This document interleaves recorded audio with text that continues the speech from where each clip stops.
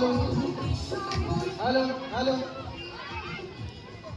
আমাদের জন্মাষ্টমী আজকে দ্বিতীয় দিন অর্থাৎ নন্দোৎসব। নন্দোৎসবের প্রথম খেলা দধিকাটো খেলা দিয়ে শুরু হতে চলেছে। তোমরা যারা ছোট ছোট ভাইরা এই খেলায় অংশগ্রহণ করবে তোমরা এখানে চলে এসো, মাঠে চলে এসো। আমাদের দধিকাটো খেলা এক্ষুনি শুরু হয়ে যাবে। দাঁড়া ভিডিও করতেছি। অংশগ্রহণ করবে, মাঠে চলে এসো।